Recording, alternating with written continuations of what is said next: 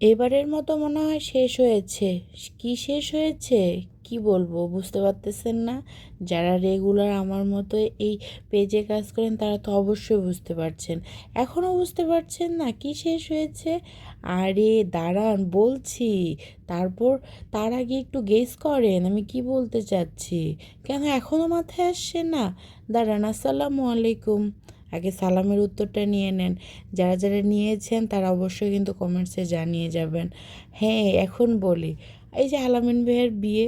হুম, উফ, কি বলবো, কি যে একটা অবস্থা। আলামিন ভাইয়ের বিয়ে শেষই হচ্ছে না। গত 1 মাস ধরে শপিং, এদিকে মানে এখানে অনুষ্ঠান ওখানে অনুষ্ঠান, এখনও তাদের কি বলে এটা ওটা রিসেপশনে শেষ হয় নাই।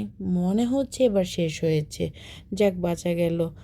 তো তারপর যাই হোক, এই মজা করছিলাম, কি করব বলেন তো। সারাদিন এই মোবাইল দেখতে দেখতে চোখ কান মাথা সব মনে হয় চলে গেছে। অথচ দেখতে তো ইচ্ছে করতেছে না, কিন্তু কি করব। আসলে সময় অনেক কিছু মানে পাল্টে দেয় আমাদের জীবনে, তাই না? দেখেন না, এমন একটা সময় ছিল মনে হচ্ছে কখন মোবাইলটা নিব, কখন মোবাইল নিয়ে দেখব, আর এই রিলস দেখবো, এটা দেখবো, ওটা দেখবো। মানে তখন কিন্তু রিলসই দেখতে ইচ্ছা করতো।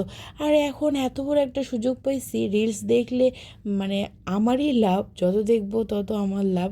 কিন্তু এখন আর দেখতে ইচ্ছে করতেছে না। কি একটা অবস্থা, আসলে মানুষ এইরকমই, যখন যেটা পায় তখন সে সেটা চায় না। এটা বাস্তব কিনা বলেন? এইটাই কিন্তু এখন বাস্তব। তো যাই হোক, বাসায় অনেক গেস্ট আছে। বাসায় গেস্টের জন্য অনেক কি রান্না করব, এটা করব, বাচ্চাদের স্কুল আছে, আবার রোজা আসতেছে, গেস্টটা থাকবে মনে হচ্ছে। এই জন্য আমাদের মানে এলাকায় এ ধরনের আলুর দিয়ে ডাল করে, ডিম দিয়েও রান্না করে, মাছ দিয়েও রান্না করে। আমি আজ মাছ দিয়েই রান্না করেছি, যেন এক তরকারি হয়ে যায়। এত তরকারি রান্না করার সাধ্য সুযোগ মানে কোনোটাই নেই। কি বলবো আর। বাসায় যারা এসেছেন তারাও বুঝতেছেন, নিজেদেরই মানুষ, সমস্যা নেই। তারাও বলছে যে হ্যাঁ। আর আমাদের ওদিকে এই আলুর ডালটা হলে তো আর কোনো কিছু লাগেই না। এত মজা লাগে, এত মজা লাগে।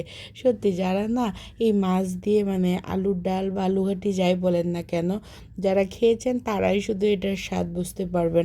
আর এটা কিন্তু সব সময় স্বাদ লাগে না।